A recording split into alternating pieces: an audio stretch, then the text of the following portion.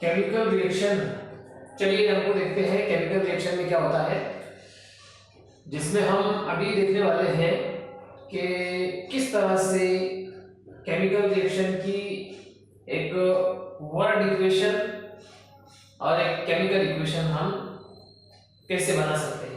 जब हम जो रिएक्टेंट साइड है, रिएक्टेंट साइड में आने वाली सारी चीजों को वर्ड्स में लिखकर कौन से दो या दो से ज्यादा रिएक्टेंट यूज हो रहे हैं उनको रिएक्टेंट साइड में लिखते हैं, और जो प्रोडक्ट हासिल हो रहा है उसको राइट साइड में लिखते हैं। जैसे यहाँ पर हमने एक एग्जांपल लिए, aqueous solution of copper sulphate. Copper sulphate का एक सॉल्यूशन हमने लिए जिसमें जिंक डस्ट हम मिला रहे हैं, दो चीजें रिएक्शन कर रही है, कॉपर सल्फेट और जिंक। तो ये जो है ये रिएक्टेंट साइड कहलाएगा, रिएक्टेंट साइड। और इधर जब केमिकल इक्वेशन होने के बाद जो नतीजे में हमको प्रोडक्ट तैयार हो रहा है तो ये साइड कहलाएगा प्रोडक्ट साइड। प्रोडक्ट साइड के अंदर हमको तैयार हो रहा है जिंक सल्फेट और कॉपर। तो इस तरीके से एक इक्वेशन हमको मिली है, copper sulphate plus zinc, it gives zinc sulphate plus copper. अब इसके बाद हम ये देखते हैं कि ये इक्वेशन बैलेंस्ड है या नहीं है। बैलेंस्ड इक्वेशन मतलब जितने एटम रिएक्टेंट साइड में है उतने ही एटम हमको प्रोडक्ट साइड में मिलेंगे। देखिए कॉपर रिएक्टेंट साइड में कॉपर एक एटम है, तो प्रोडक्ट साइड में भी कॉपर का एक एटम मौजूद है। SO4 पूरा ग्रुप मौजूद है, SO4 का ग्रुप जिसको सल्फेट ग्रुप बोलते हैं, SO4 का ग्रुप रिएक्टेंट साइड में है और SO4 का ग्रुप जो है वो प्रोडक्ट साइड में भी है। फिर जिंक का एक एटम मौजूद है रिएक्टेंट साइड में और प्रोडक्ट साइड में भी। तो ये इक्वेशन पूरी की पूरी कहलाएगी बैलेंस्ड इक्वेशन। मतलब इसके रिएक्टेंट साइड में जो एटम जितने एटम्स मौजूद है उतने ही प्रोडक्ट साइड में मौजूद है। तो इस तरह से इक्वेशन के बारे में, केमिकल रिएक्शन के बारे में ये बेसिक चीज है।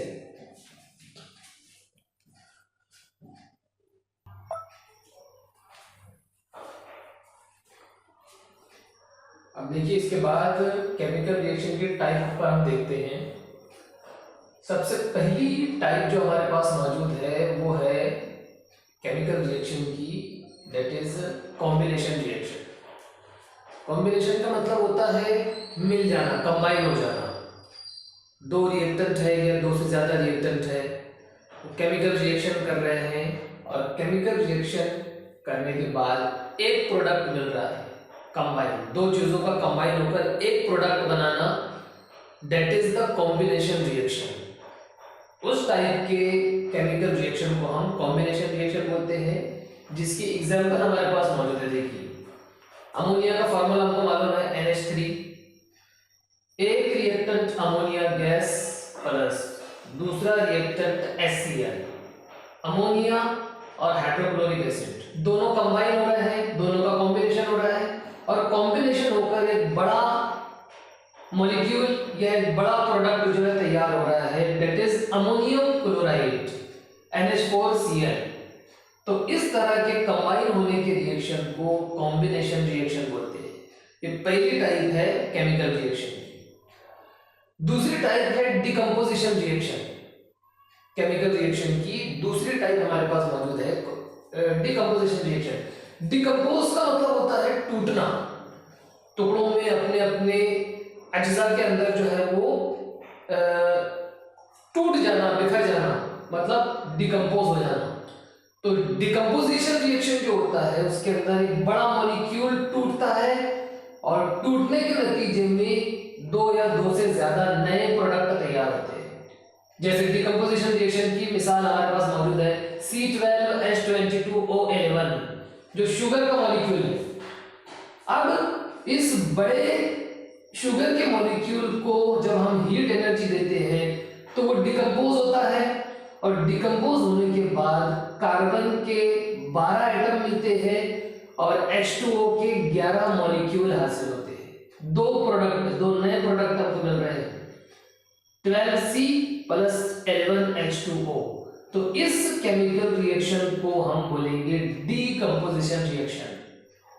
उसके बाद डिस्प्लेसमेंट मतलब एक चीज को निकालकर उसकी जगह दूसरी चीज को जो है वो ऐड कर देना। CuSO4 के अंदर CuSO4 के साथ Fe ने रिएक्शन किया और हमने कॉपर को निकालकर, कॉपर जो है हट गया है, उसको डिस्प्लेस करके उसकी जगह Fe को जोड़ दिया गया, दैट इज FeSO4। FeSO4 हमारे पास तैयार हुआ और कॉपर जो है वो अलग हो गया है, मेन प्रोडक्ट जो है उससे अलग हो चुका है, डिस्प्लेस हो चुका है, उसको हटा दिया गया है, तो that reaction is called the displacement reaction. This is the third type. ये तीसरी टाइप है केमिकल रिएक्शन की। और अगर एक चीज डिस्प्लेस होने की बजाय दो डिस्प्लेस हो रहे हैं, एक चीज को निकालकर दूसरी चीज लगा दी जा रही है और दूसरी चीज को निकालकर तीसरी चीज लगा दी जा रही है, तो ये डबल डिस्प्लेसमेंट अगर होता है तो उस टाइप के केमिकल रिएक्शन को हम डबल डिस्प्लेसमेंट केमिकल रिएक्शन बोलते हैं। चारों टाइप जो है हमने देख लिए। इसके अलावा जो है इंडोथर्मिक और एक्सोथर्मिक, इस तरह से दो टाइप होती है केमिकल रिएक्शन की, वो भी इजी है। इंडोथर्मिक मतलब जिस केमिकल रिएक्शन में हीट एनर्जी को लिया जा रहा है, रिएक्टेंट जो है वो हीट एनर्जी को ले रहे हैं, दैट इज इंडोथर्मिक। और अगर केमिकल रिएक्शन में हीट एनर्जी बाहर रिलीज हो रही है, निकल रही है, तो उसको एक्सोथर्मिक कहा जाता है।